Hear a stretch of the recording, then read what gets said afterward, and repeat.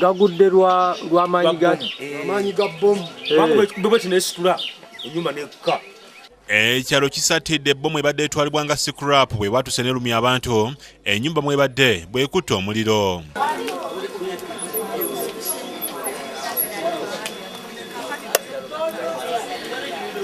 Gukutte wakati wa ssaawa 10 oba 9 ezadde ez'ekiro. Tubanza okutulatula nga tulaba ekipiira kiri awo. Atulaba ekipiira nga kiri awo. Jjajja naga kino ekipiira kino nti kyekireese omuliro guno. Oli akolezza kipiira. Bbomu okubwatuka abadduukirize badde bali mu kutaasa ebintu by'omu nnyumba eyokeddwa ku mwalo ogw'ebulingo ku nnyanja Nalubaale ebukula mu disitulikiti y'e Kalungu.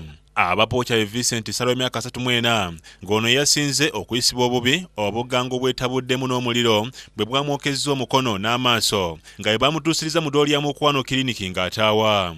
Bamutaddeko ecupa z'amazzi n'adda engulu ate abala ye Salong Edward Bale ng'ono obulumi yabufunye ku mutwe so ng'omwana Sharon Nalunjogi bamulongoosezza mu bupapajjo bwa bbomu obwamuyingidde mu mukono.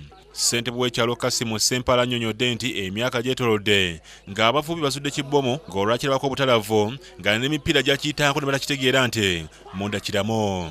Sempala agattako nti abavubi bakiggyayo ne bakissa ku mwalo ne kimalawo ebbanga ng'olumu bakikumulirako obutimba obuyitibwa amagala okutuusa munnaabwe John Mukasa bwe yakyefunza. Mukasa ng'asinga kumanyika nga wasiwasi atera n'okukuŋŋaanya ebyuma ebikadde n'abiguza abisuubula kyokka kibbomu kino ky'olwakisa mu nju teyakitundiramu nga bulijjo bakiraba ewuwe nga tebakirowoozaako kubaamu bulabe bwonna. Maze emyaka ndowooza nga 3 ng'akireesi nga yakireeta abamu ne tukitemerako waya ez'amagala kati mu kukitemerako waya ez'amagala ye n'akijjayo ekitemerwa nebweru n'akiyingiza mu buuye n'akitereka. Naye nga tetumanyi mugaso gwe kirimu kale twamuga nti oba ebimu ku bya sabasabba ebyawagukanga nekijja ne tumugamba nti tekikyalina mugaso n'akitereka yabadde atera okulondalonda ebintu bye. Abatuuze bagamba nti bategeezebwako munnaabwe Madiina Luyiga ng'enju ya Mukasa bwekutte omuliro gwe bateebereza okukolezebwa mukazi w'omukulu Nalongo Dede n'abakooza. Era nze wentegeera nti yakozesa ennyumba eno yankakasizza n'aŋŋamba nti okugenda ngenda kufa de Mukasa olwaleero. Mukasa yasangiddwa ku bizinga by'emitondo mu ggombolola y'e Bukakata gy'alina amaka amala ng'enju mwabaddemu nnyina Erusa Nambulanye gwe baawunyizza obutagiiramu. Abatuuze bagamba nti babadde bakyefulukuta n'okufulumya ebintu okubijja mu bisenge bitanakoleera ekintu bwe kyabatukidde n'amaanyi ne kigenda n'amabaati ebisenge byonna ne biyiika n'omuliro ne gwokya bannaabwe. Kati bbomu awo weetulikidde nebakuba.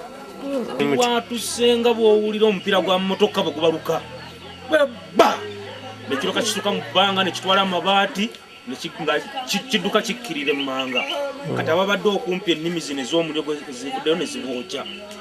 Atwala poliisi y'eruka ya David Kalugaba agambye nti omusinde gw'okubwatuka baagulidde kyokka babadde bakyebuuziza gye guvudde ne bafuna simu okuva e Bulingo era bwe baatuuse kwe kuzuula ekimu ku bipapajjo bya bbomu.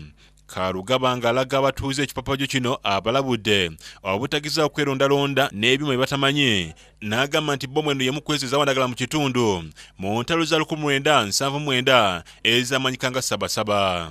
Eno ebadde bbomu eno ng'eri mu nnyumba muno. Nsaba abatuuze nti bw'ogenda kulonda ekintu ky'olonze weegendereze. Sennabule baagala ayina yakusakidde eggule lino ku Lwabukedde TV.